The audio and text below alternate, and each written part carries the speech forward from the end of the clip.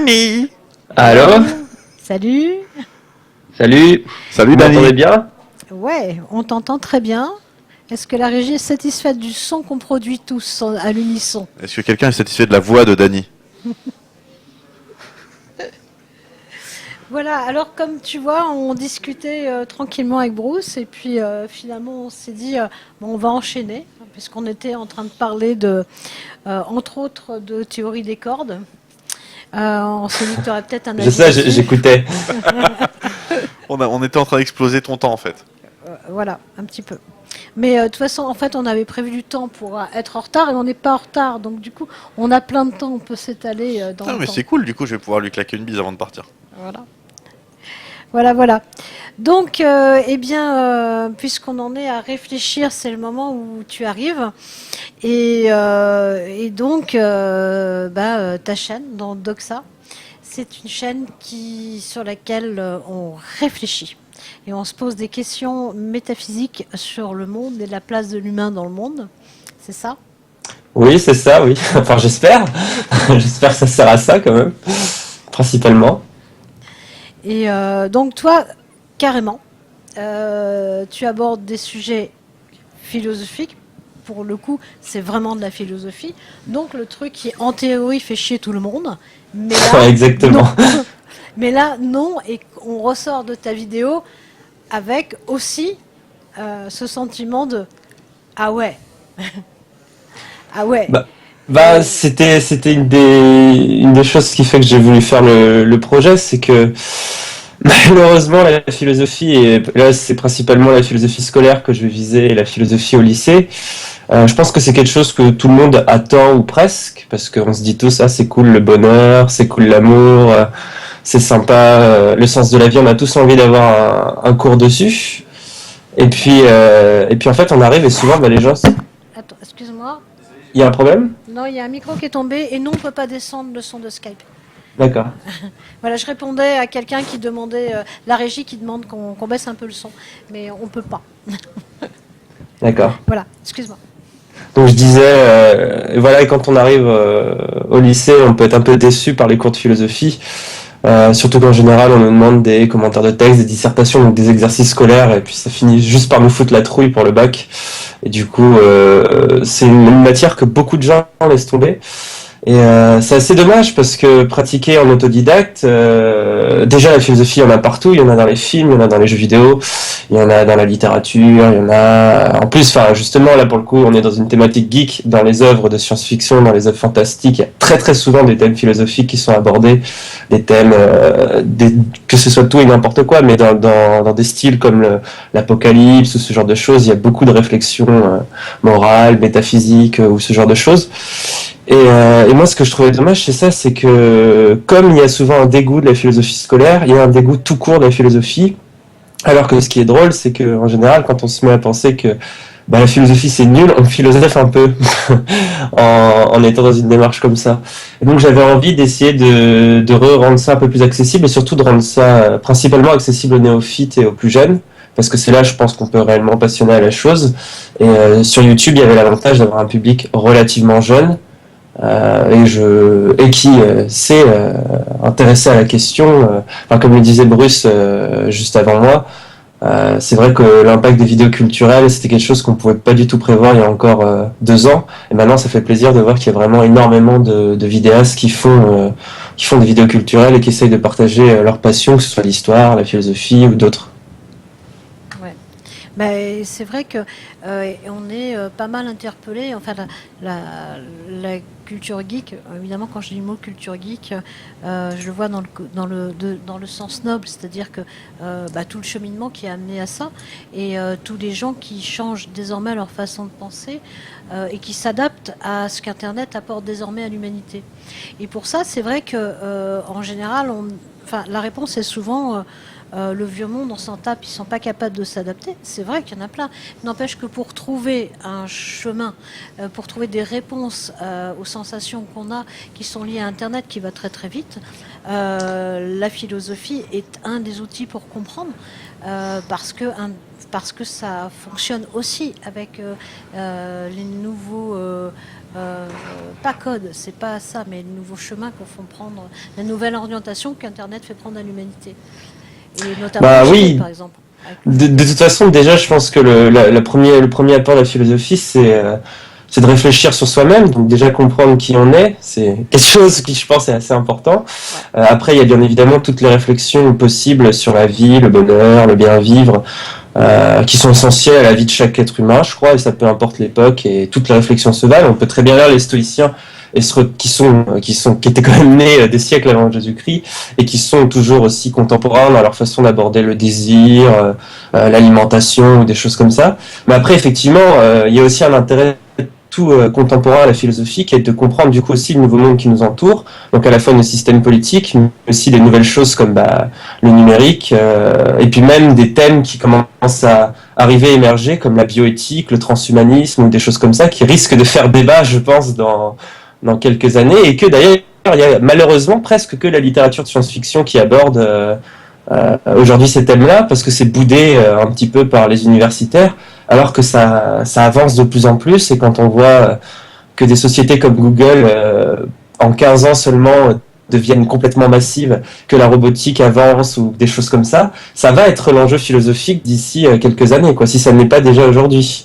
Donc clairement, il y a aussi besoin de philosophie pour ces choses-là, mais aussi des sciences de manière générale.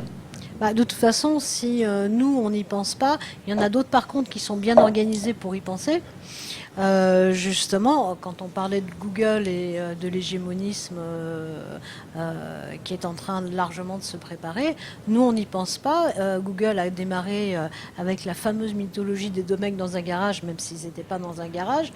N'empêche que quand on l'a vu arriver sur Internet, c'était génial, ce truc sans pub, qui était vas-y, prends, je te donne l'information, et qui maintenant effectivement est une sorte de gros monstre, une sorte de golem qui est en train qu'a généré l'humanité, partant d'un sentiment favorable. Et sur lesquels, oui, il faut se poser des questions pour y répondre, parce que eux, ils ont déjà réfléchi à là où ils veulent arriver, mais qui concerne toute l'humanité. De toute façon, il est nécessaire de réfléchir. Juste, j'entends un son très bizarre, en tout cas sur Skype, parce que moi, du coup, je suis avec Skype. Oui. Et j'entends une espèce de bruit, et du coup j'ai beaucoup de mal à entendre ce qui est dit. La régie, est-ce que vous pouvez, je pense qu'on a de nouveau le problème avec le son et le faux contact dans l'ordi. Alors il faut savoir que chez nous c'est très très bricolé, on a des... Ah oui, il n'y a aucun problème. Et donc on a découvert un faux contact dans cet ordi-là. Donc j'aimerais bien avoir quelqu'un de la régie qui veut bien se pointer, s'il vous plaît. Tu veux que j'aille chercher ? Ouais, ça serait pas mal. Ouais. Je pense qu'ils vont pas tarder, mais donc voilà. Tu m'entends un peu ou pas ? Oui, mais c'est juste qu'il y a un bruit vraiment très fort, et sinon, du coup j'entends pas toujours tout. Sinon, ce qu'on va faire, c'est qu'on va le faire par téléphone, si jamais ça passe pas. Dans le document que je t'ai envoyé, il y a mon numéro de téléphone. Ça m'évite de le donner à l'antenne comme ça devant tout le monde. Et éventuellement, si ça s'arrange pas, tu m'appelles et on fera comme tout à l'heure, on fera par téléphone. D'accord. On garde l'image, mais juste les questions, je te les pose par téléphone. Du coup, tu coupes le son dans tes oreilles. Je regarde où j'ai le document.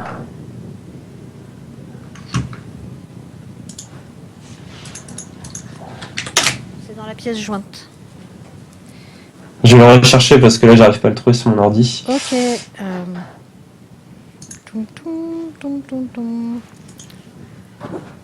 On a Will qui pour oui, voir si... Tu sais, on a le problème de faux contact dans l'ordi, à la prise USB, et là, le son est vraiment très fort dans ses oreilles. Donc tout à l'heure, en fait, ce qu'on avait fait, c'était... on avait posé les questions par téléphone. Et voilà. Donc ce que je vais faire, c'est que... non, on n'a rien touché du tout. C'est la chaleur, la dégénérescence des particules. Et on a dû, à mon avis, faire une sorte de blob dans l'univers. Du coup, voilà. Est-ce que éventuellement tu irais chercher un papier et un crayon? Un papier et un crayon? Ouais. Voilà. On va utiliser des techniques. Là, c'est encore pire, j'entends plus rien du tout. Ah ouais, là, très bien. C'est bon. Ah, c'est revenu par contre. Non, c'est revenu. Ça tient pas. Hop. Ouais. Donc en fait, il y a un faux contact dans la prise. Donc à un moment, je vais réussir à finir de faire Ah. du circuit bending et ça va passer. Ouais. Là, c'est bon en tout cas. Là, c'est bon, il n'y a plus de bruit? Ouais. Ok, on touche plus. Parfait. Voilà. Hop. Tiens. Désolé. Bah non, c'est nous qui sommes. Du coup, je vais en profiter pour rappeler que si vous voulez acheter des trucs dans la boutique, machin qu'on a fabriqué pour nous aider à financer l'on the web, et si vous avez du matos à nous refiler, parce qu'il est cassé, parce que vous en servez plus ou parce que vous avez un bon plan, on est vachement preneur. Ça nous aide à nous améliorer et à entre autres avoir des ordis qui n'ont pas la prise USB qui déconne. Voilà, c'était la parenthèse, la parenthèse que je devais rappeler. Donc on était effectivement parti sur des questions indispensables qu'on doit se poser, nous internautes, notamment par rapport à Google et la façon dont ce golem apparaît et où là maintenant les gens commencent à dire à mettre des signaux d'alerte sur les problèmes que ça peut créer. Mais au-delà de ça, de toute façon, Internet change profondément l'humanité. Et ça, c'est le nouveau pouvoir qu'a acquis l'humanité, que désormais l'information, toute l'information ne pourra plus. La rétention d'information n'est plus le moyen de pouvoir essentiel parce que l'information, elle fuite, elle se recoupe. Et ça, c'est une transformation majeure dans l'histoire de l'humanité. Et là, pour le coup, les philosophes, c'est là qu'on va chercher des réponses. Bah justement, je trouve que l'un des plus gros apports d'Internet dans ce sens-là, c'est qu'on se rapproche de quelque chose qui serait une sorte de démocratie directe, une vraie démocratie du coup, moi je suis tenté de dire, et que ça marche, et qu'en plus ça marche vraiment très bien. Je pense que clairement, souvent les gens disent mais non, c'est pas possible, c'est utopique, etc.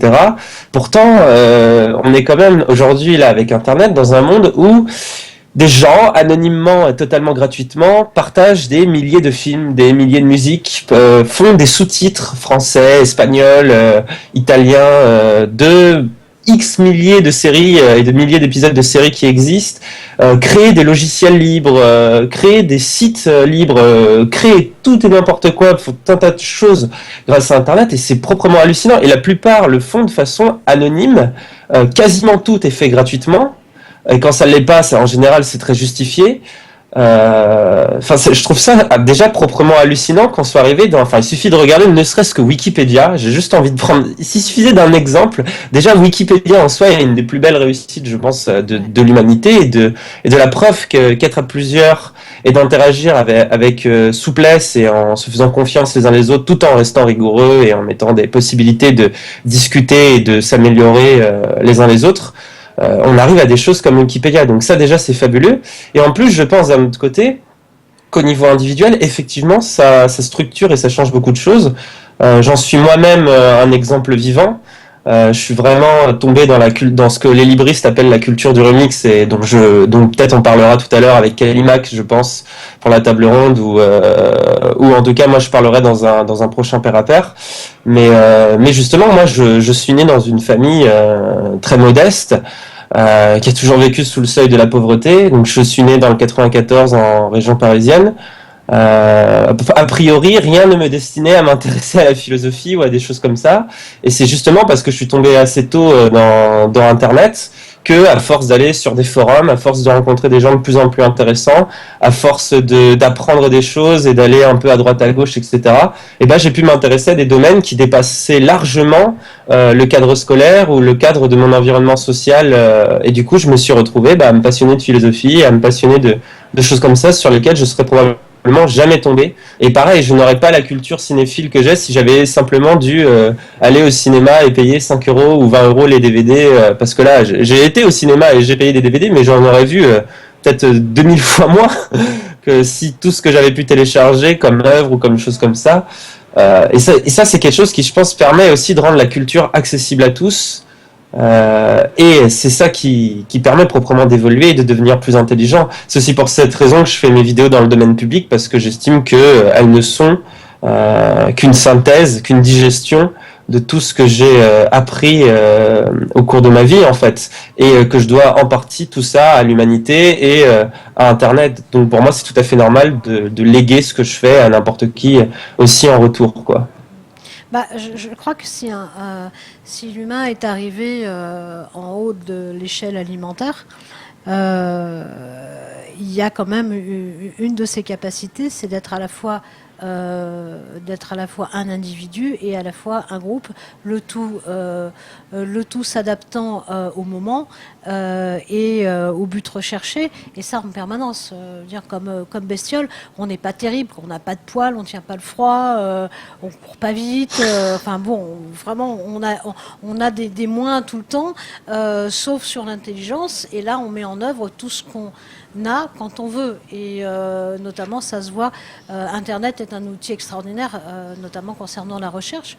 Tu sais, par exemple, un des premiers trucs qui est apparu, c'est le partage de calcul. Sur de la recherche fondamentale, où les gens ont mis à disposition leur ordi pour calculer des trucs que les gros super méga ordinateurs n'arrivaient pas à faire. Entre autres le fameux Deep Blue qui n'arrivait pas, et voilà quoi. Et les humains veulent un truc, ils vont l'avoir. C'est ça aussi que ça change, et c'est vrai que les outils, c'est important d'avoir des outils. Ah ben oui, mais en plus vraiment avec tout ce qui est logiciel libre, enfin, n'importe qui là, au moment même où on parle, il y a plein de gens qui sont en train de travailler anonymement et gratuitement pour créer des logiciels qui vont nous servir dans la vie de tous les jours. Enfin, moi je trouve que c'est proprement incroyable, quoi. Et il faut se rendre compte à quel point c'est miraculeux, parce que justement c'est tellement anonymisé qu'on se dit mais c'est normal d'avoir Firefox, c'est normal d'avoir VLC, c'est normal d'avoir Wikipédia, alors que c'est juste quand même proprement hallucinant, quoi. Et pour tous ceux qui disent que l'humanité est pourrie ou que le monde va dans le néant, je trouve que quand même on a un beau contre-exemple qu'est Internet et la culture internaute en général, quoi.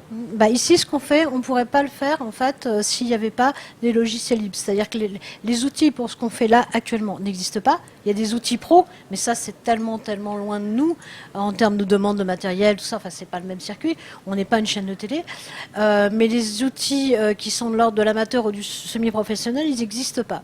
Donc du coup, les logiciels libres nous ont permis nous de coder nous-mêmes des morceaux qui n'existent pas. Et donc du coup, voilà, on va pouvoir le reverser, ce qu'on a inventé. Ce qu'on a codé, et c'est comme ça que les choses avancent. C'est comme ça que le téléphone il marche vachement mieux, parce qu'il y a des mecs qui sont derrière et qui recodent encore des parties voilà, pour que ça soit encore plus pointu. Et ça, typiquement. Ouais, et ça c'est quelque chose qui avant Internet n'existait pas. Enfin, la vitesse d'évolution, cette vitesse-là, il fallait que les gens se rencontrent, quoi. Il fallait que les gens se téléphonent, il fallait tout un tas de choses pour qu'ils s'approchent et qu'ils commencent à discuter ensemble.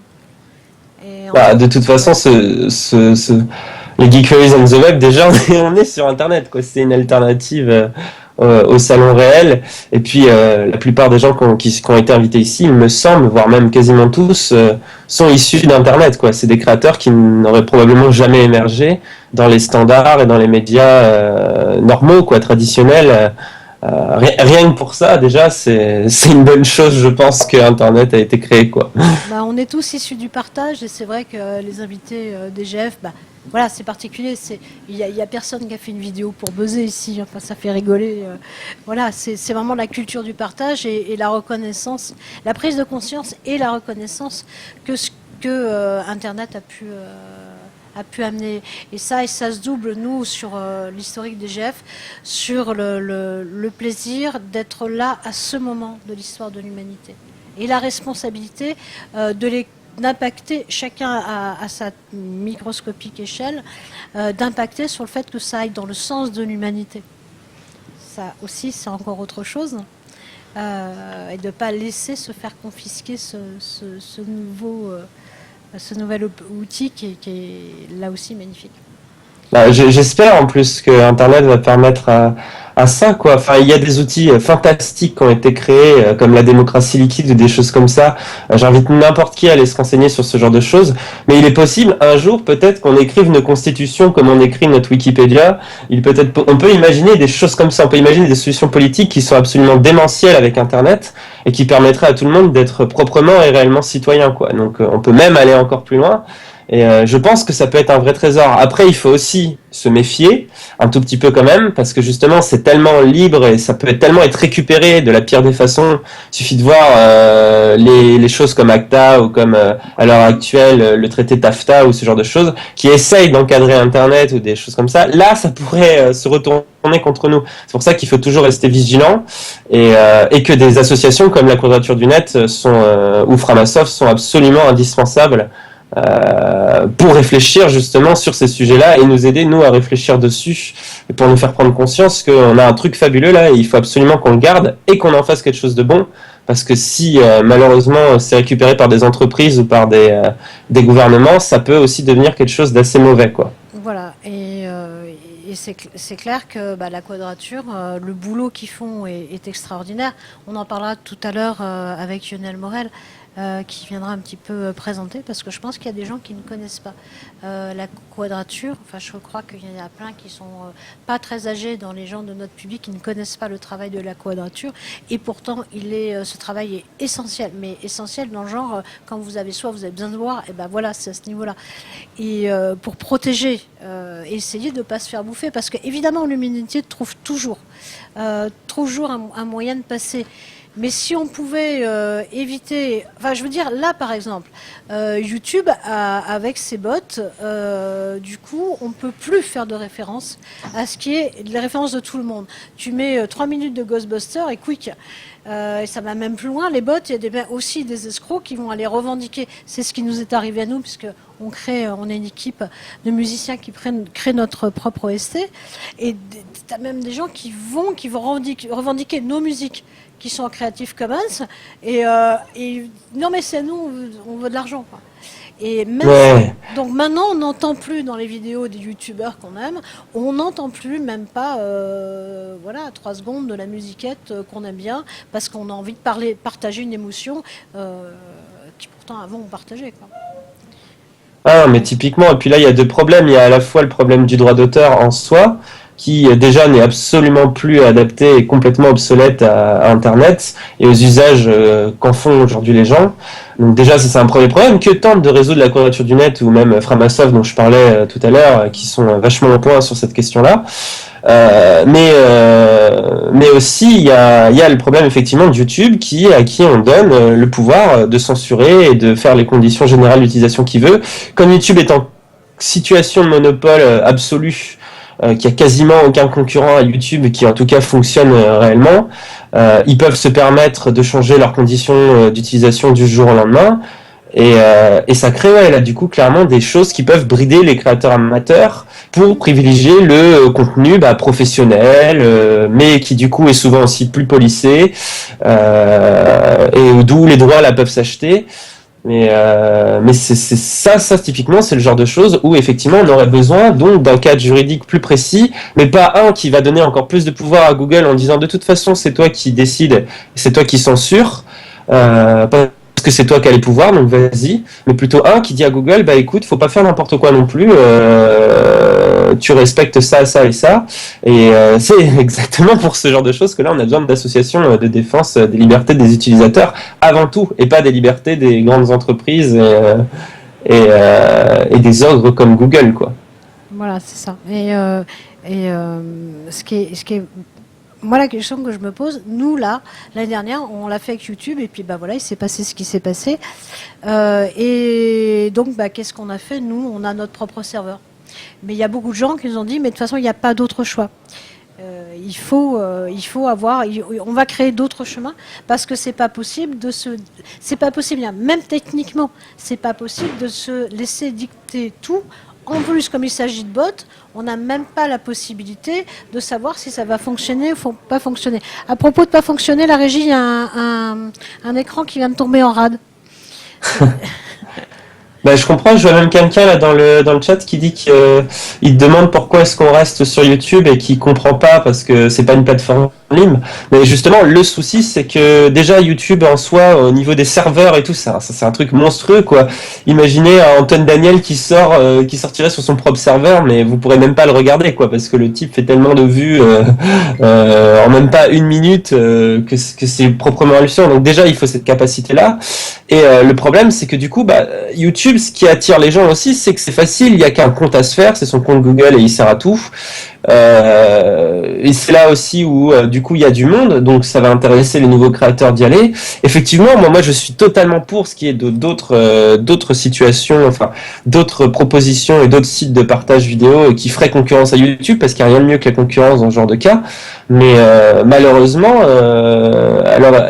actuelle des choses, quand tu fais déjà une émission de philosophie, par exemple, pour prendre mon exemple, typiquement si je faisais ça sur mon propre serveur, mais ça ne marcherait vraiment pas. L'avantage de YouTube, c'est que là, j'étais assuré de toucher un public jeune. Alors après, du coup, je suis dans le domaine public et je fais ça sous Creative Commons, donc n'importe qui peut les télécharger en format libre et les mettre sur un site de partage libre. J'encourage tout le monde à le faire d'ailleurs. Mais par contre, clairement, si je voulais toucher aussi la cible que je voulais toucher, c'était ça. Et c'est quelque chose qui m'embête, hein, et je suis pas le seul, hein, il y a énormément de vidéastes qui sont dans mon cas pour discuter avec pas mal d'entre eux, et la plupart disent la même chose, ça fait chier de nourrir un système qui profite de nous des fois, mais malheureusement pour le moment il y a que ça. C'est pour ça qu'il faut créer des alternatives, mais pas simplement dans son coin, et qu'il faut une vraie alternative qui émerge et qu'il faut encourager et qui soit, elle, du coup, pas simplement un Dailymotion, parce que Dailymotion, si Dailymotion devient en situation de monopole, ça va être exactement la même chose que YouTube. Donc, mais un site qui, lui, soit respectueux des utilisateurs, soit respectueux des créateurs et soit entièrement libre, quoi. Voilà. Moi, je crois au fait que quelque chose comme ça va émerger, parce que juste on en a juste besoin. Mais effectivement, au niveau légal, c'est bien si on sait sur quel pied on sait déjà, parce que là il y a un flou extraordinaire qui est au service de tout et n'importe quoi. Et voilà, qu'on nous pose un petit peu un cadre, et puis un cadre qui soit juste et qui soit pas non plus réservé à des aberrations.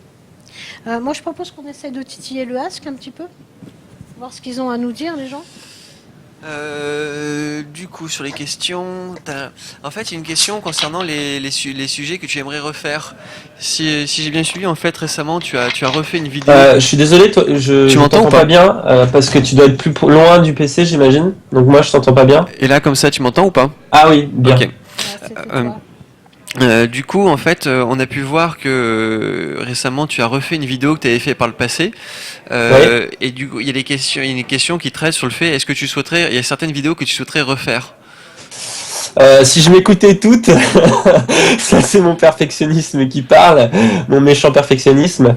Mais sinon, non, en fait, si j'ai refait ça là, justement, c'est parce que le robot YouTube l'avait complètement démonté, quoi. Il y avait plus de son.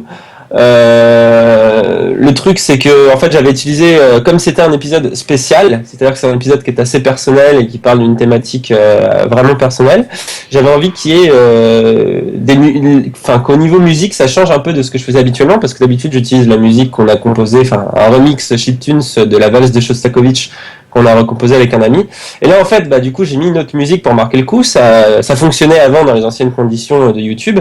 Sauf que là, le truc, c'est que, au moment où ils ont changé le truc, ils m'ont enlevé tout le son de la vidéo parce que j'ai utilisé 30 secondes de musique. Donc, ils m'ont enlevé tout le son de la vidéo. Et la vidéo, du coup, était absolument irregardable. Et comme j'avais perdu les fichiers du montage original, je pouvais pas changer la musique comme ça, parce que si je changeais la musique, il fallait que j'enlève ma voix, donc j'étais obligé d'enlever un morceau. Et comme j'aimais beaucoup cet épisode, je me suis dit que là j'allais faire un remake, parce que aussi beaucoup de gens me le demandaient. Et puis c'est pas plus mal, parce que c'était ma 4e vidéo, j'ai beaucoup évolué depuis techniquement au niveau du jeu d'acteur, au niveau d'un tas de choses. Donc ça me permettait de réécrire et de refaire la vidéo. Mais après je pense pas refaire les autres, à moins peut-être que aussi un jour YouTube en censure une autre qui est vraiment bien et auquel je tiens, peut-être. Mais bon, j'espère pas du coup. Après voilà, les premières ont beaucoup de défauts, mais c'est aussi ça l'esprit d'internet, quoi. On a un peu ce côté work in progress, quand on est toujours en train de bosser, en train de s'améliorer pour se professionnaliser au fur et à mesure. Donc c'est pas plus mal aussi qu'il y ait des traces de mon amateurisme ou de mes coupes de cheveux absolument absolument dégueulasses qui traînent sur mes premières vidéos, quoi. Non, mais ça fait partie de toute façon du. Enfin, voilà, nous on a les yeux cernés, on n'est pas maquillés, on n'est pas une chaîne de télé. Et il se passe des trucs Oui, qui sont pas mais prévus, totalement. et Pour moi, une c'est manière l'esprit, aussi- ça, c'est l'esprit typiquement d'Internet, quoi. C'est une manière de partager avec les gens, on est comme eux, on fait comme eux, et voilà quoi. Et là, tu vois, en direct, je suis en train de répondre de résoudre des problèmes de programmation. Et je m'en excuse auprès de tout le monde de mon idée d'attention, mais j'écoute. Euh, en termes d'expérience personnelle, moi je sais que par exemple l'enseignement de la philosophie et même de la culture générale, c'est un truc c'est un moment qui était presque resté déplaisant entre guillemets quand j'étais étudiant, quand j'étais en terminale et quand j'étais en prépa, dans le sens où on avait quelque chose qui était extrêmement abstrait. Et comprendre les enjeux au quotidien, l'impact que ça peut avoir sur notre vie, c'était quelque chose que les profs ne faisaient pas en fait. Ça restait le monde des idées. Et puis moi, dans ma petite vie de Loïc au quotidien, qu'est-ce que ça peut m'apporter, quel recul je peux prendre, à quoi ça s'applique, c'est quelque chose que j'arrivais pas forcément à avoir le lien. Et toi, du coup, est-ce que tu as des conseils, quelle est ta vision par rapport à ça pour justement essayer de s'approprier, comment faire pour bien s'approprier ces concepts-là, pour pouvoir en avoir une utilité au quotidien? Alors, ta question est vraiment hyper importante, donc je pense que je vais essayer de prendre vraiment le temps d'y répondre, parce que je pense que c'est la question primordiale par rapport à la fois ce que je fais, mais aussi par rapport à la philosophie en général, et pourquoi ça déplaît, à la fois ça déplaît autant. J'ai souvent des gens qui me disent, mais je déteste la philosophie en cours, et avec toi j'aime bien. Pourquoi Bah, en fait, ce qu'il faut savoir dans la philosophie, et là je vais un peu caricaturer, mais ce qu'il faut savoir dans la philosophie, c'est qu'il y a deux conceptions de la philosophie qui s'opposent un petit peu, s'affrontent parfois, qui sont d'une, ça va être une philosophie plutôt idéaliste, théorique, abstraite, conceptuelle, systémique, donc une philosophie complexe, une philosophie pour philosophes, qui est vraiment là, qui cherche la vérité, la théorie parfaite, la beauté systémique d'un système philosophique, d'un système de pensée absolument bien huilé. Et ça c'est en tout cas le modèle dominant. C'est historiquement en ce moment il est dominant. Il n'a pas toujours été dominant, mais c'est le modèle dominant à l'heure actuelle qu'on doit notamment à l'idéalisme allemand, pour ceux qui connaissent un peu. Mais c'est pas du tout toute la philosophie en fait, et c'est ça qu'il faut comprendre. Moi je n'aime pas spécialement cette philosophie là, tout simplement parce que c'est pas vraiment mon truc, que c'est pas ça qui m'a intéressé en premier lieu dans la philosophie. Mais c'est celle en tout cas qui domine dans la scolarité, au lycée et après tout particulièrement à l'université. Et c'est extrêmement rare de sortir de ce schéma classique-là, à moins d'avoir un professeur vraiment qui s'intéresse à autre chose. Et après, il existe une autre philosophie qui, elle, s'intéresse beaucoup plus aux problèmes quotidiens, au développement de soi, à la compréhension des choses et du monde et à des questions philosophiques, d'éthique, sur l'amour, sur le bonheur, sur plein de choses comme ça. Et là, c'est ce qu'on appelle en général la philosophie plus pratique, tournée vers le pratique, qu'on doit notamment, qui est l'origine première de la philosophie, puisque si on va dans la philosophie antique en Grèce, la plupart des philosophes appliquaient leur style de vie. Ils avaient une école de philosophie et ils appliquaient leur pensée au quotidien. Et là, en général, le langage est beaucoup plus simple. Il est pas simpliste du tout, attention, mais il est vraiment simple. N'importe qui peut le lire. Je pense que si n'importe qui chope un livre d'aphorismes de Sénèque ou d'Henri David Thoreau pour aller plus dans les contemporains, peut voir à quel point c'est limpide et ça parle à tous, quoi. C'est quelqu'un qui va nous parler d'argent, qui va nous parler d'amour, qui va nous parler de célébrité, qui va nous parler de politique, qui va nous parler, mais de façon très limpide, très sage. Et c'est tout à fait compréhensible. Et il y a vraiment, le problème, c'est que cette vision-là de la philosophie est vraiment complètement bouffée par l'autre vision, qui soi-disant est plus noble, plus bourgeoise, et qui plaît plus dans l'intelligentsia, dans les salons littéraires, dans les salons de philosophie ou ce genre de choses. Le problème, moi, comme je dis toujours, c'est un peu pareil avec l'exemple des maths. C'est-à-dire qu'il y a des maths à très très haut niveau qui sont faites pour les mathématiciens. C'est passionnant les maths pour mathématiciens, il n'y a aucun problème. N'importe quel matheux qui adore ça s'éclate en faisant ça. Sauf que le truc, c'est que on apprend ça très tardivement et on apprend d'abord les gens à compter. Et ça, compter, tout le monde en a besoin. Tout le monde a besoin de s'y connaître un peu en maths dans la vie de tous les jours pour s'en sortir. Le truc, c'est qu'en philosophie, on nous balance déjà la philosophie pour philosophe, ce qui ne va pas intéresser tout le monde. Si par exemple j'ai envie de devenir boucher ou j'ai envie de devenir, je sais pas moi, informaticien, qui sont des voies très nobles, j'ai pas forcément le temps ni l'envie d'être philosophe qui réfléchit sur quel est le blanc plus blanc que le blanc ou des choses comme ça quoi. Par contre, je vais être confronté dans ma vie au sens de la vie, à la mort. À des choix éthiques, je vais avoir des relations interpersonnelles, je vais avoir toutes ces choses-là qui sont évidemment importantes. Et là, c'est con parce que il y a personne qui nous apprend à compter pour ces choses-là. Il y a personne qui nous apprend la base de la philosophie, qui nous apprend la base des réflexions qu'on peut avoir par rapport à ces sujets-là. Et ça, moi, c'est quelque chose que je trouve extrêmement dommage et que je voulais apporter avec Doxa. Et que je compte apporter avec un nouveau projet que j'ai en préparation encore plus, puisque là, contrairement à Doxa, je vais quitter ce personnage un peu de professeur et ce côté état des lieux neutre vraiment philosophique, et plus aller dans des exemples concrets, tirés de ma vie personnelle en plus, la plupart du temps, et dans lesquels je vais essayer là d'insuffler de la psychologie, mais aussi une rigueur philosophique et montrer à quoi sert en fait de penser dans la vie de tous les jours.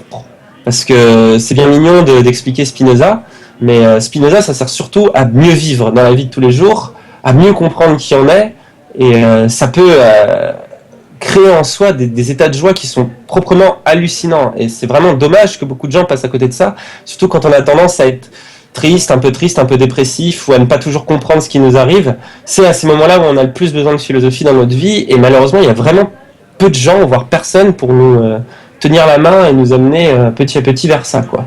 Donc je sais pas si ça répond à ta question, si tu en as d'autres, et c'est vraiment important. Si, effectivement, je vois tout à fait ce que tu dis quand tu parles d'une philosophie entre guillemets théorique et une philosophie que tu peux plus facilement appliquer à ton quotidien. Moi j'ai le souvenir par exemple d'avoir eu des commentaires de texte à faire sur du Kant, c'était un petit peu abrupt quoi. Franchement, je sais qu'il y a des textes que j'ai jamais compris. Il y a des textes que j'ai jamais compris parce que du coup c'est un mot qui a un sens, c'est des trucs qui sont extrêmement précis. Moi par exemple mon professeur de philo quand j'étais en prépa, il avait son agrég de philo mais il avait aussi passé une agrég d'allemand pour pouvoir bien lire Kant derrière, pour être sûr de pouvoir aller dans le détail et tout ça. Et c'est vrai que et tu vois, et c'est vrai que j'ai eu beaucoup cet aspect théorique. Après, quand j'étais en deuxième année de prépa, moi j'ai fait une prépa commerciale, et en deuxième année de prépa commerciale, on te donne un thème qui est censé être du coup un peu plus pratique, pour que tu puisses, pour pouvoir t'en imprégner un peu mieux et avoir vraiment donner une couleur en fait à ta culture G. Moi j'avais eu un thème qui était autrui. On est dessus, on a eu des bouquins qui étaient absolument passionnants et tout ça. Et je me souviens que la première dissertation que j'ai eue, c'était autrui est-il tout ce qu'il reste de l'autre une fois qu'on lui a retiré tout ce qui fait son individualité. Et je me suis senti très seul face à ma feuille. C'est ce que je disais tout à l'heure aussi quand on arrive au lycée. On se dit putain c'est cool, on va peut-être parler de bonheur, on va peut-être parler de sagesse, et en fait on se tape un commentaire de texte sur Schelling qui est un truc absolument affreux que je crois même un philosophe passionné un petit peu. C'est toujours un exercice absolument affreux quoi. Et puis là on se fait c'est pas pour moi, j'ai pas compris, je suis pas assez intelligent. Et ça c'est une des pires erreurs possibles des gens souvent, c'est de se dire non mais c'est pas pour moi parce que je suis trop bête, c'est trop complexe, et ça il faut vraiment pas penser ça quoi. On est tout le temps en train de philosopher proprement quoi. On est tout le temps en train de réfléchir à sa vie, à ses relations, à ce qu'on souhaite, à ce qu'on désire, au bien, au mal, à des questions éthiques, à des choses comme ça. Et il faut garder cette chose-là. Le mieux souvent c'est de regarder comment font les enfants. Les enfants sont des très bons philosophes quoi.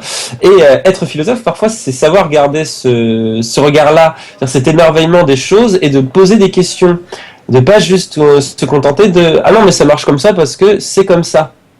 Parce que la société est comme ça, parce que les choses... Par exemple, un gamin qui dit mais pourquoi les garçons mettent des jeans et les filles mettent des jupes? Parce que c'est comme ça, souvent les adultes répondent. C'est vrai que si on se pose vraiment la question, on peut commencer à déconstruire un tas de choses et commencer à réfléchir profondément sur la question, et elle n'est pas si inintéressante que ça. C'est pour ça que souvent il faut garder cet esprit à la fois d'émerveillement mais aussi critique de ce qui nous entoure, quoi. Voilà. Tout à l'heure, tu as dit que justement tu allais commencer à travailler sur des vidéos qui soient un peu plus concrètes, qui s'adressent un peu plus au quotidien des gens. Est-ce que tu peux nous donner des exemples de sujets que tu vas aborder? Par exemple, je me vois, pour le moment, je sais pas trop parce que c'est encore à l'état de projet et donc je suis vraiment en train de travailler dessus depuis 3-4 mois là. Mais par exemple, je me vois bien autant faire une vidéo qui va parler par exemple des types de personnalités qui existent, donc là pour parler un peu de psychologie et ce genre de choses. Autant ça peut être tout simplement, parlons de procrastination. Qu'est-ce qui se passe quand j'ai pas envie de faire la vaisselle? Qu'est-ce qui se passe proprement? Parce que souvent, il y a une vaisselle qui nous attend, on n'a pas envie de la faire, et en fait on se dit je vais pas la faire, pourquoi pas? Sauf qu'en fait, on va aller lire un bouquin pour se détendre, et pendant qu'on lit le bouquin, on revient tout le temps en arrière parce qu'on pense à cette vaisselle qui nous obsède. Alors qu'elle ne fait rien, cette vaisselle, elle est là-bas, elle est en train de nous attendre. Et ou aux poubelles qu'on doit descendre, ou alors à ce rendez-vous important à la banque auquel on doit aller, auquel on n'a pas envie d'aller, ce genre de choses. Et en fait, typiquement, là, il y a tellement de trucs à dire sur une chose pareille, sur les idées, sur le cerveau, sur comment est-ce qu'on peut faire pour déjouer des choses comme ça qui nous empêchent, qui nous prennent la tête, qui nous font perdre de l'énergie, qui nous stressent, qui nous angoissent. Il y a énormément de choses, en partant d'un exemple aussi bête que descendre ses poubelles ou faire la vaisselle, quoi. Qui sont les pires contraintes de la vie, je pense que tout le monde est d'accord avec ça. Mais voilà, ça peut être ça, comme ça peut être vraiment des trucs un peu plus, on va dire, tiens...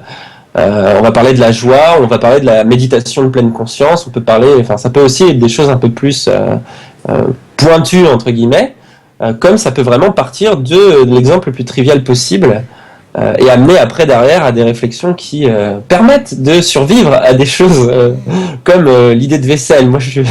C'est quand même dur d'y survivre. Non, mais il y a aussi un truc, c'est que grâce à Internet, pour te détendre, tu vas regarder des vidéos qui, par exemple, vont parler biologie, et là, tu vas t'intéresser aux colonies de bactéries qui se sont développées dans l'intervalle du moment où tu as fini de manger et les 3 jours qui sont passés, où tu te décides enfin aller faire cette vaisselle, et où tu peux observer des colonies bactériennes absolument magnifiques. Voilà, les jaunes, les bleus, des vertes. Quand ça marche tout seul, c'est pas bon. Pour quelqu'un qui va être profane, est-ce que tu as éventuellement, par exemple, des films à conseiller ou des livres à conseiller sur lesquels en fait des thématiques philosophiques importantes et intéressantes vont être abordées de manière accessible pour un profane? Est-ce que tu as des exemples, par exemple, à nous donner de façon à pouvoir nous teaser et nous donner envie après de creuser les sujets, hein? C'est toujours compliqué. Je pense qu'un jour je ferai peut-être des vidéos sur ce sujet-là parce que c'est toujours compliqué. C'est probablement la question qu'on me pose le plus en général. C'est toujours compliqué parce que ça dépend ce qu'on cherche. Il y en a qui s'intéressent d'abord à la justice, il y en a qui s'intéressent d'abord à l'amour, il y en a qui s'intéressent d'abord à la sexualité. Après, de ce que je pourrais dire en film, alors là, à la fois, j'ai beaucoup d'exemples et j'en ai pas. Ce que je peux conseiller, moi je trouve qu'il y a une série qui est probablement une des meilleures vulgarisations de philosophie, même si ça ne parle pas de ça, mais c'est l'une des meilleures vulgarisations que j'ai vues de ça, qui est Six Feet Under, qui est une série de Alan Ball, qui est une série absolument magnifique, et qui, elle, aborde des tas de problèmes métaphysiques, mais tout le temps, et en même temps, qui parle de la société, qui parle des gens, qui parle de plein de groupes sociaux différents. Et là, il y a tout. Là, il y a la mort, il y a la perte, il y a le deuil, il y a l'amour, il y a l'amitié, il y a les rapports femme-mari, il y a les rapports à l'homosexualité, il y a les rapports entre les enfants et les parents. Absolument tout ou presque est abordé et c'est très intelligent. Ça a été écrit clairement par des gens qui sont pas qu'un peu philosophes, quoi. Et c'est accessible là clairement à tout le monde. Après. Vraiment, en matière de livres et tout, c'est toujours compliqué. Je dirais que le mieux, c'est de se tourner d'abord vers des philosophies concrètes et simples, en autodidacte, faut pas avoir peur. Donc, des auteurs comme Sénèque, comme Épicure, comme Marc Aurèle, pour la philosophie antique. C'est des auteurs qui souvent écrivent en aphorisme, donc c'est des toutes petites phrases. Ça fait pas plus d'une demi-page. Et ils vont parler de tous les sujets précis, donc vous pouvez très bien vous mettre un livre des stoïciens aux toilettes, moi je faisais ça à une période, et lire de temps en temps un aphorisme, et vous allez lire une réflexion sur la mort, sur la vie, sur plein de choses. Il y a Henri David Thoreau qui est extrêmement accessible aussi, Alain, Albert Camus, Montaigne, c'est vraiment des gens qui, vous pouvez les lire comme ça, quoi. Il y a besoin de rien du tout. Et après, pour les autres, pour des philosophes plus complexes, mais tout aussi intéressants, là, renseignez-vous, allez sur Wikipédia, tapez sur Google et recherchez des éléments, des informations que vous pouvez trouver, regardez des vidéos sur Internet, regardez des conférences. Vraiment, allez-y, cherchez, farfouillez dans ce qui vous intéresse. N'ayez pas peur. Souvent, c'est expliqué. Quand c'est pas expliqué, vous cherchez sur ces choses-là. Vous cliquez sur les liens qu'on vous propose, sur les sources qu'on vous propose, quand il y a un truc que vous comprenez pas, et essayez d'avancer vers ce qui vous plaît. Je pense que le mieux, c'est d'avoir l'esprit de recherche, parce qu'une fois qu'on a ça, après, c'est très facile de se dire, ah tiens, ce bouquin pourrait parler de ça, et ça m'intéresse, donc je peux aller voir, je peux aller l'acheter, je peux aller voir. Je pense que le mieux, c'est d'avoir ce rapport-là. Parce que si moi, je vous dis, lisez le mythe de Sisyphe, moi, ça a changé ma vie, ce bouquin, je peux vous le conseiller, il est très simple, mais le truc, c'est que ça se trouve, en fait, la question du sens de la vie, vous vous en foutez, ou vous l'avez déjà dépassé depuis longtemps, et en fait, vous allez lire le bouquin, vous allez dire, ouais, bof, parce que c'est pas ce qui vous intéresse. Donc je peux pas me mettre forcément à votre place à ce niveau-là. Et au niveau des films, après la philosophie, il y en a un peu partout, comme je disais déjà, et regardez ce que vous aimez dans les films. Si vous aimez bien quand ça parle de justice, ou quand ça parle d'amour, ou quand ça parle de trucs, vous savez à peu près ce qui vous intéresse ou ce qui vous questionne, pour après faire des recherches pareilles sur Internet. Mais n'hésitez pas, il y a vraiment beaucoup de choses quand même, hein. Et on a des outils formidables, comme on disait tout à l'heure, pour ça. Il y a un film qui est déterminant dans la culture geek, qui a bougé énormément de choses, c'est Matrix, qui a fait, où il y a des gens qui sont... le coup de la pilule rouge et de la pilule bleue, voilà, il y a plein de gens qui ont commencé en se disant, mais oui, en fait, c'est une métaphore que je peux appliquer et commencer à voir les choses, à libérer mon arbitre, en fait, et à voir les choses telles qu'elles sont. Et cette déconstruction est longue. Et on peut peut-être aussi conseiller aux gens d'emprunter les chemins de la déconstruction pour décider de ce qu'ils ont envie et ce à quoi ils ont envie de se conformer et ce à quoi ils n'ont pas envie de se conformer et comment mettre les choses en adéquation. De toute façon, je pense qu'il y a une réflexion qui, pour le coup, l'exemple de la pilule rouge est très bon, qui est une réflexion qui est à la base, je pense, du cheminement philosophique, qui est de se dire... surtout quand on ressent peut-être une forme de décalage, aussi minime soit-elle avec la société, de se dire qu'est-ce qui ne va pas, qu'est-ce qui me dérange, qu'est-ce qui ne me plaît pas maintenant dans ma vie aujourd'hui, quelles sont les choses qui m'inquiètent, qui m'angoissent, qui me stressent. Et au lieu de se dire non mais c'est parce que je suis comme ça, ou c'est parce que j'ai tort, ou c'est parce que je suis mauvais, ou c'est parce que je suis bête, ou c'est parce que je fais pas d'efforts, au lieu de commencer à juger tout de suite ce qu'on est en train de penser, vraiment d'y aller et d'y penser, quoi. Et de se dire tiens, peut-être que ça, ouais, je trouve que ça devrait plus être comme ça, je trouve que ça c'est injuste, je trouve que je mériterais plus ça, je trouve qu'il y a ça, et de commencer à se poser ces questions-là et d'aller vraiment au bout des idées, voir ce qui se cache derrière. Ouais, voilà. Même si c'est des défauts à nous, même si on voit que par exemple, souvent on estime qu'on mérite pas d'attention, qu'on mérite pas de trucs, et d'y aller se dire tiens, mais pourquoi je pense que je mérite pas ? Pourquoi est-ce que je pense que je suis comme ça ? Et d'interroger sa vie personnelle et tout un tas de choses. Ça doit être à la base du truc. Et il faut pas hésiter à ne pas être dans la morale, à ne pas juger ce qu'on pense et y aller. Parce que c'est souvent à partir de ça qu'on va commencer un peu à déconstruire, comme tu disais, les choses. Et après, se remettre à penser la société et notre rapport à elle dans un autre sens, avec une nouvelle perspective. Et je crois que c'est ça qui est important et qui commence à être salvateur et qui après fait que ça y est, une fois que tu as commencé à te faire 2-3 réflexions, t'es parti et tu remets tout en question et tu finis par plus t'assumer et par penser à un tas de choses nouvelles qui vont t'apporter dans la vie de tous les jours. Il y a un bon film qui est aussi du mec qui a fait Six Feet Under qui s'appelle American Beauty, que peut-être certains ont vu et qui typiquement parle de ça, puisque c'est l'histoire d'un mec. C'est très bizarre, le film est très bizarre la première fois qu'on le regarde pendant tout le long, parce que c'est l'histoire d'un mec qui en a plein le cul de vivre sa vie comme il la vit, et qui se met à s'en foutre d'un coup et à assumer tout ce qu'il a envie de vivre, et ça fait péter un câble à toute sa famille, à tout le monde, et il se rend compte que tout le monde autour de lui en fait est malheureux, tout le monde est pris dans des narratifs et dans des conditionnements sociaux qui leur sont propres, et qu'il suffirait simplement des fois de s'en libérer et de respirer un coup, quoi. Et c'est un film très beau aussi pour ce qu'il dit à ce niveau-là, quoi. C'est dommage, hein, on va mourir en plus, donc Oui, voilà, c'est ça. essayons de vivre en arrivant à être heureux et en s'assumant, quoi. Voilà. Il y a C'est quelque primordial. chose aussi, les gens ont tendance à penser qu'ils ne sont pas adaptés à la société ou que la société les exclut. Moi, j'aurais tendance à inviter les gens à penser que la société est une sorte de machine, dans le bon sens du terme pour le coup, qui permet que tout puisse s'harmoniser. Or, on va dire la masse des gens, notamment ceux qui ont fait le choix de ne pas se poser de questions, qui sont quand même la grande majorité, cela crée une inertie. Et une toute machine qui est inerte finit par exploser.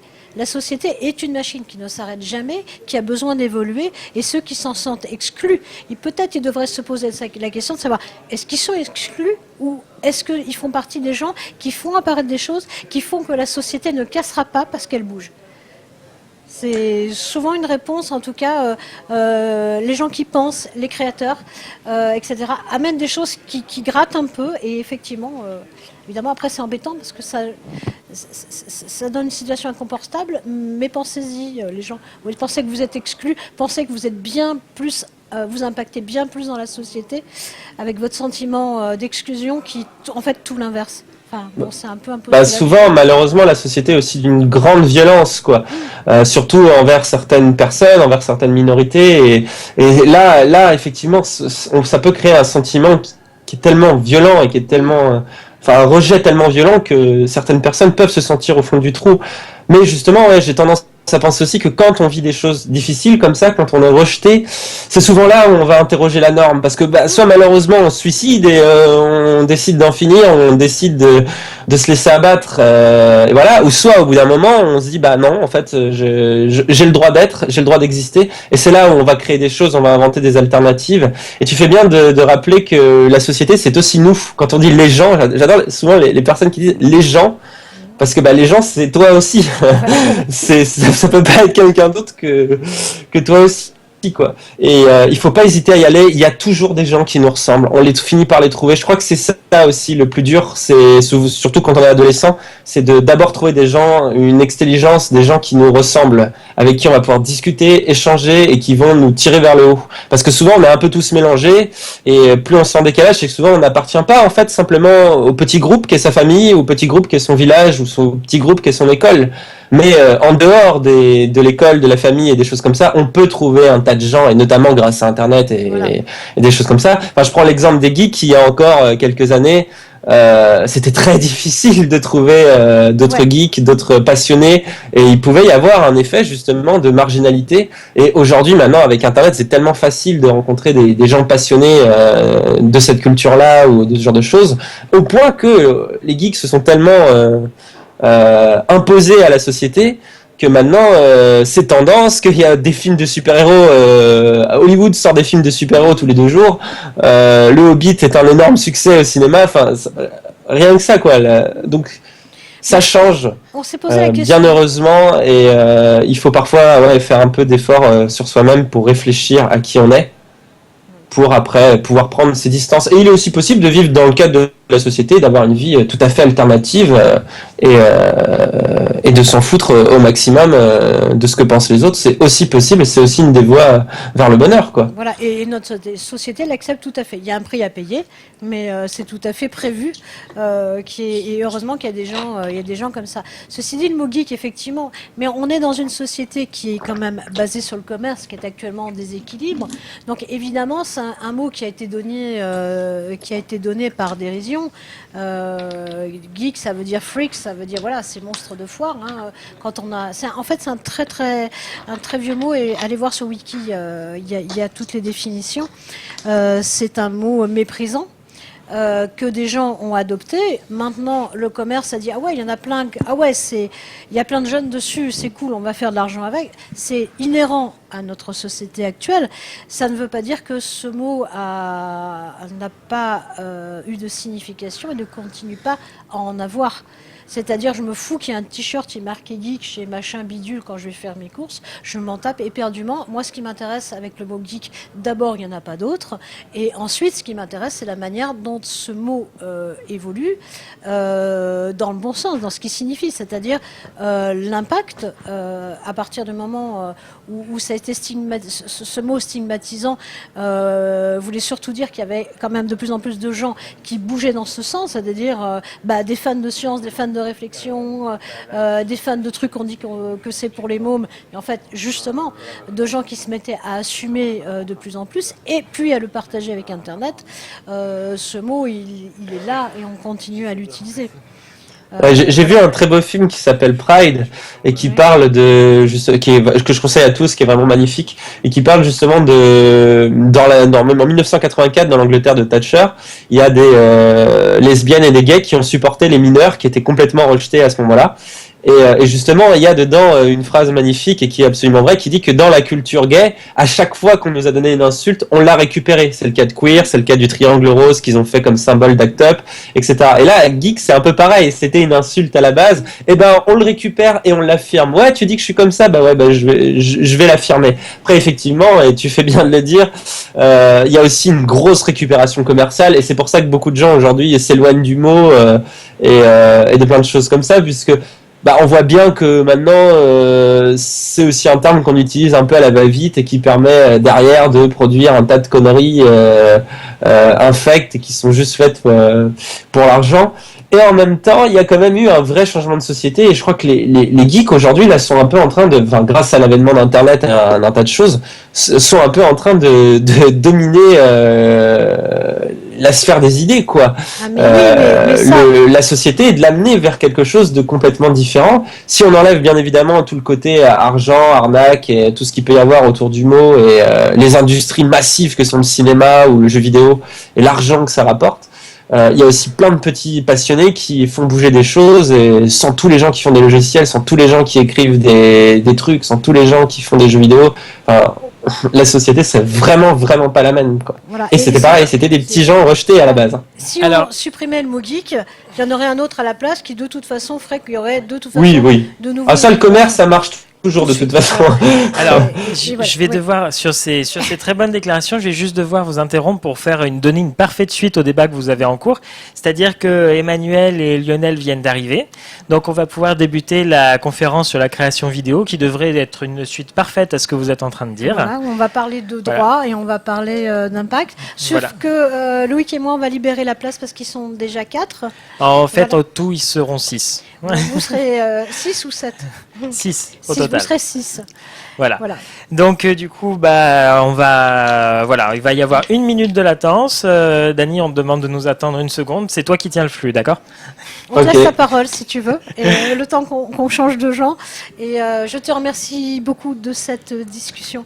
Merci à vous surtout de m'avoir invité. Et puis, c'est vraiment très gentil. On va remercier Lionel aussi. Oui, de nous avoir mis de toute façon, il est extraordinaire, vous allez voir. Je préviens tout le monde ici. Voilà. Si vous êtes déçu de Lionel Morel, il y a un problème. Voilà, c'est un mec génial, donc on va le laisser rentrer sur le plateau. Voilà. Et puis, tu as le droit de faire absolument tout ce que tu veux pendant les quelques minutes laps de temps, même jouer avec une banane, tout ce que tu veux. Voilà, je vais boire. La parole est à toi, tu viens d'intégrer l'équipe des Geek Ferries, c'est toi qui dis. À plus tard. Bon je vais voir ce qui se dit sur le chat du coup.